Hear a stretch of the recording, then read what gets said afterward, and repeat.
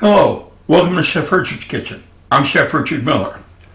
Today we're going to make just a typical, end of the week, middle of the week, anytime dinner, but we're going to make it a little more elegant than sometimes. What we're going to do is we're going to make a chicken with a sherry Dijon sauce. And I'm going to show you how easy it is to make it. It's very inexpensive to make. There aren't any expensive ingredients in there, and it's one of those that you can fix when company unexpectedly drops in, or even if you're going to have guests over. So anyway, let's get started.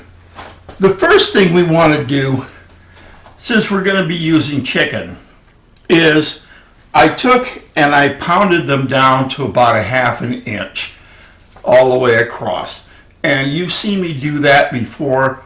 And that's just to get them to a uniform thickness so that when I put them in the pan to brown them, they cook at an even temperature, or they cook evenly through. But also with chicken and to a great extent with pork, I found that it's much more juicy and flavorful if you brine it first. And you go through a lot of cookbooks, and a lot of them talk about brining in there. And really all it is you're taking and mixing a saltwater sugar mixture, and you're taking and soaking your chicken in there for about a half an hour. And that brines it. And what that does is the chicken or the pork or whatever you're brining allows this mixture to permeate in. It tenderizes it.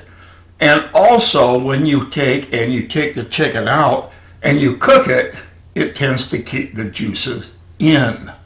Now, if you go into the frozen food section, or even a lot of the commercially processed food sections, and you look at the chicken, it's going to have something like a 3% sodium, whatever, added to it. And really all that is commercial brine. And they put that in there, they inject it in, before it's frozen, they flash freeze it, and basically that's a brine is all that is. The only difference is they're putting preservatives in theirs. We're not. The only thing we're putting in is just water, sugar, and salt. So, anyway, what I have here is just a plain old, gallon bag, double zip, that I'm going to take, and I'm going to put about 3 cups of water in there. Now, I just have 3 little reasonably small chicken breasts, but if you had more, or you had a lot more in there by volume, you'd want to double this at least. So, all right, now I'm going to put in a couple of teaspoons, that's probably 3 of kosher salt, and probably about the same amount of just granulated sugar.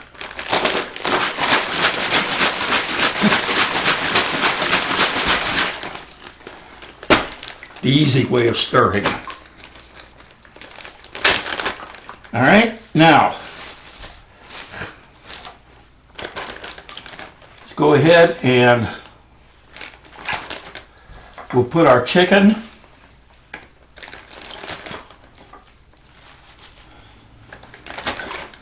into our brine.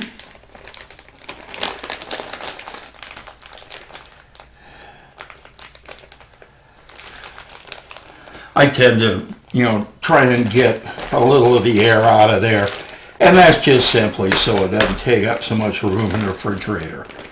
All right, now I'm going to go ahead and I'm going to put that in the refrigerator, and I'm going to leave it there for probably about 30-40 minutes, something like that. Now, you can leave a brine in there, couple hours, 4 hours, whatever. Some people say leave it in overnight. If you're doing that, make sure you don't use a heavy salt concentrate. And if you did, your meat's going to be way too salty. With something like this, at these proportions, it's going to do the job it's supposed to, yet you're not going to taste the salt. So, also, remember, it is tenderizing. So if you leave this in overnight, or for a day, 24, 48 hours, your meat's probably going to come out mush. So I'm just going to say probably 30 minutes to an hour. I won't wait that long, probably 30 to 45 minutes. And then we'll be back, and that's just because I want to get the rest of it going. So anyway, I'll see you back again soon. Okay, I waited about 40 minutes, and I took the chicken out, drained the brine off of it, and I actually took and I dried the chicken a little bit, and that's just because I want to put some salt and pepper on there, and if you have too much water on it, it just runs off. So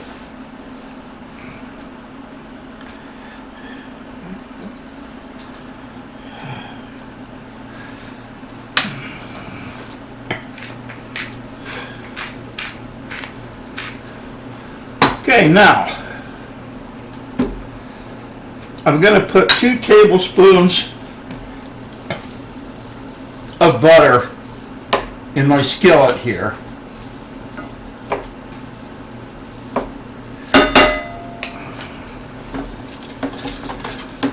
And we're just going to go ahead and let this melt. Now, what's our game plan for the remainder? Well, we're going to go ahead and I'm going to cook the chicken, in the skillet until it's just cooked through. I'm going to take it out. I'm going to put it on a plate and tent it with foil to keep it warm. Then I want to take and I want to add some onions, some thin sliced mushrooms. I have some green peppercorns in brine, and I want to take and saute those up in the pan. Then I want to put some cream, Dijon, sherry, and some chicken broth in there. We're going to make our sauce, and once the sauce is made and thickened up to our liking, what we're going to do is we're going to put the chicken back in it again, and going to go ahead and simmer it. So, okay.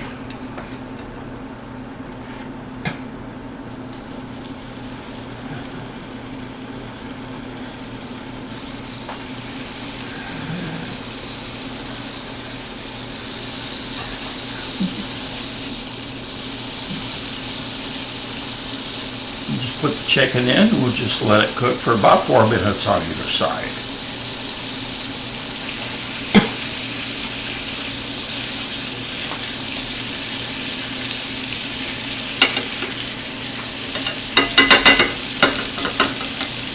Okay, it's been a couple of minutes, and I'm going to go ahead and flip these over.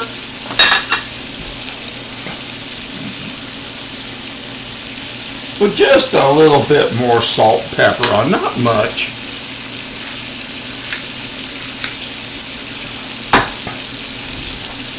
And now we're just going to probably wait another 3 or 4 minutes, something like that, until they're cooked through. And then we'll go ahead and we'll tent them on the plate here, and we'll work with getting our sauce ready.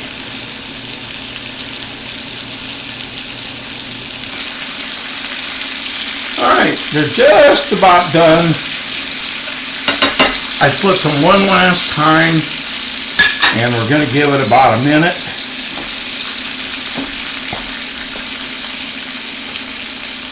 Then we're going to tent.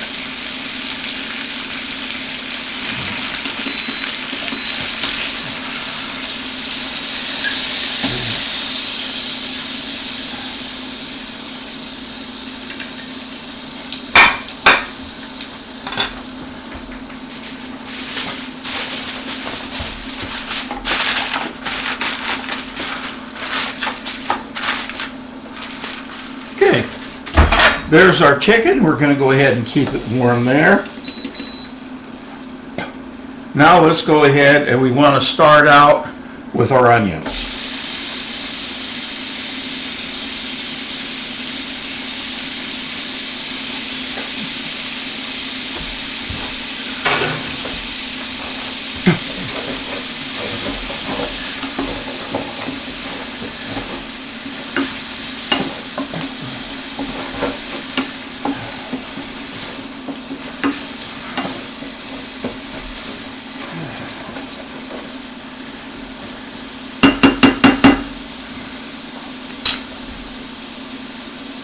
And we're just going to let these go until they're pretty much translucent and maybe a little bit of brown on them. And then we'll go ahead and we're going to put our onions in and we're going to saute them as well.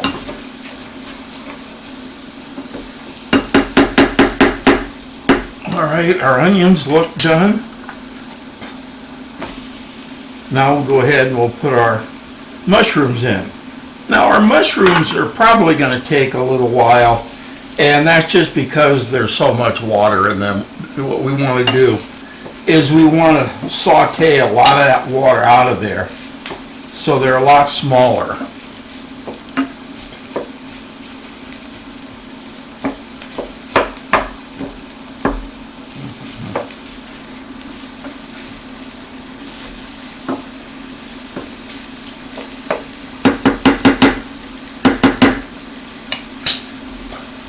They're sauteing down now, so we'll give them another couple minutes and we should be all right. And then we'll go ahead and add our peppercorns and we're going to saute them a little bit, and then we're going to go ahead and make the rest of our sauce.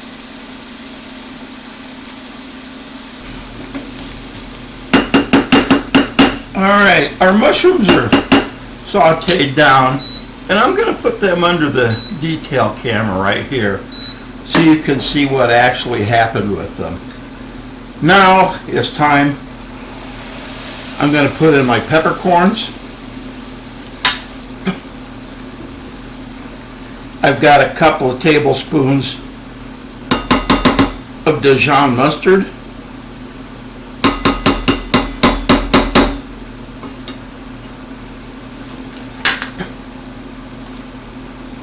And I've got about 3 tablespoons of sherry wine.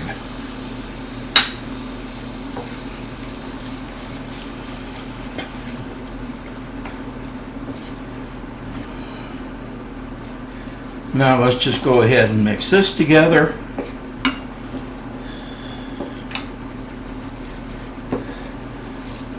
There's some brown bits in here from when we were sauteing the chicken and the mushrooms, whatever. Make sure you get all that up because there's a lot of good flavor in that. That's as long as it's brown bits. If it's black bits and burned on the bottom, no, you don't want that in there because that's going to taste extremely bitter.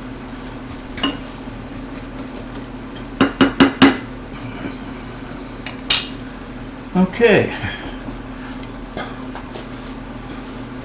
Now we want to take and add, I'm going to add a little chicken stock. I'm going to add a little of that to the cream. I want to thin it down just a little bit. I want to put some in there.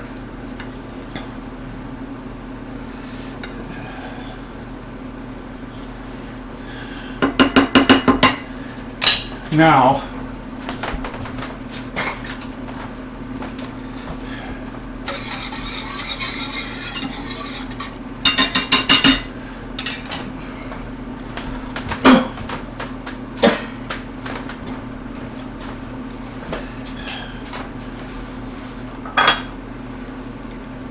I want to take some of my hot liquid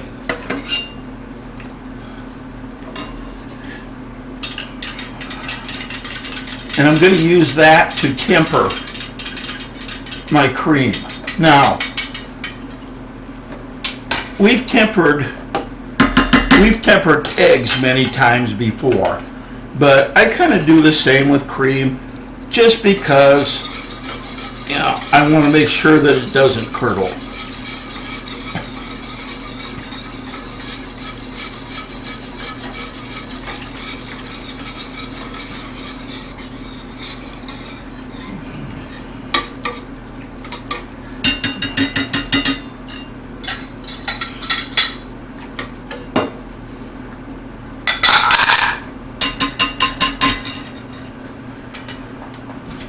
Okay, it's gone ahead and it's boiling now.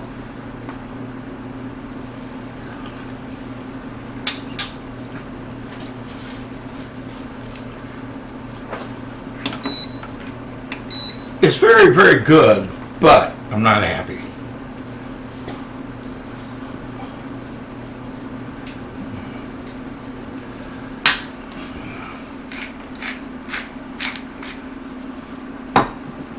And I'm going to add probably just about another tablespoon of sherry.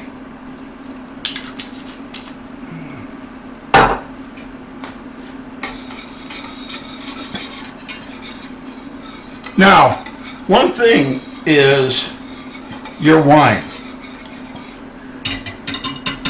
There's a big section in your supermarket over by cooking wine. And you can find cooking Marsala, cooking sherry, cooking white wine, cooking red wine, whatever. Generally, I leave it alone. Now, this is just a good commercial sherry. It's not expensive by any stretch, but it was also in the wine department. And as I've given you many times before, my suggestions when it comes to wine, take it out, put it in a glass, drink it. All right? Would you drink that if you were just sitting there watching television or reading a book? Would you sit there and drink that wine out of a glass? I mean, it doesn't have to be your favorite, but would you sit there and drink it? If it tastes like vinegar, no. And the same way with your wine for your cooking. If it tastes like you wouldn't drink it, throw it down the sink. Because bad wine and good food makes what? Bad food. So, that's my advice.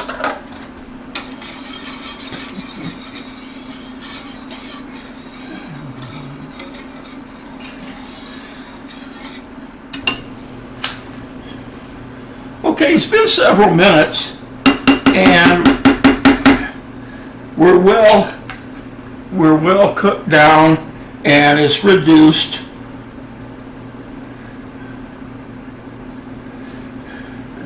And as you can see, I'm going to put it under the detail camera.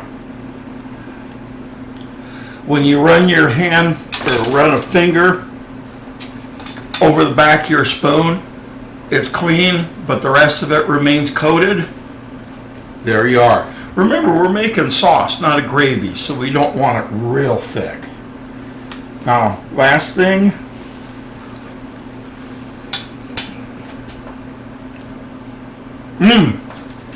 That's good. Now let's go ahead and let's put our chicken in here.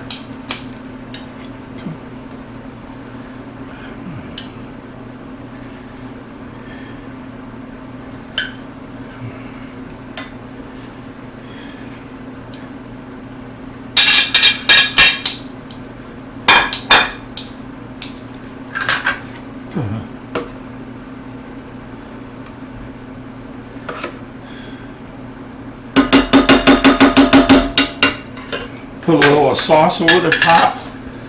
And now what I want to do is I just want to take and sprinkle a little chopped parsley on here. And I'm just using Italian flat leaf parsley for this. Okay, I put the chicken in and I've left it in there for probably 4 or 5 minutes, and what I wanted to do is just basically let everything kind of meld together and let the chicken kind of absorb some of the sauce in there. So anyway, now it's time to plate. Always my favorite time. So let me take a piece of chicken.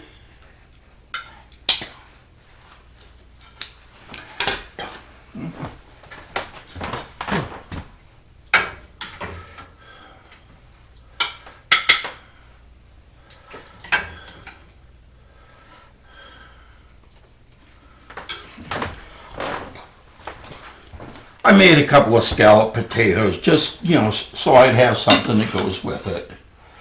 And let's just take and put a little bit of our sauce on top. Go ahead and garnish it with a piece of parsley. And there we have it.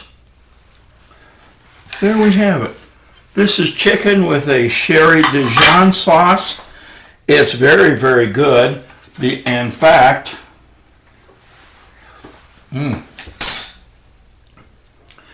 love tasting it. It's so darn good. So anyway, here we are once again. Give it a try. If you want to sprinkle a little, parsley over the top of it, that's fine. Remember, I'm using Italian flat leaf parsley on this one, just for a little change. So here we go. Give it a try. It's absolutely delicious. Feed it, to your guests. Feed it to your family. Feed it to your boss. You're going to get a raise if you do that. And so give it a try. Let me know how it turns out. Leave me a comment. I'm always interested in hearing how my viewers are doing. So anyway, once again, thank you for joining me. Oh, last thing. A couple of people asked me, when you get a chance, maybe recommend a wine that goes with it. Well, here's what I'm going to be drinking with it. What it is, it's not a heavy red. It's a red blend. It's actually some of the stuff that I get in the fall, some of the grape juice I get in the fall and ferment. So what it is, it's a dark red blend. It's kind of a Merlot, a Sauvignon, and I think it's a Malbec that's in there. Anyway, a lighter red goes really well with this. Give it a try. So anyway, once again, thank you for letting me into your home. Take care. God bless. Remember that cooking should always, always be fun. Give me a thumbs up. For heaven's sake, subscribe. You don't want to miss any of these. And I'll see you next episode. Bye for now.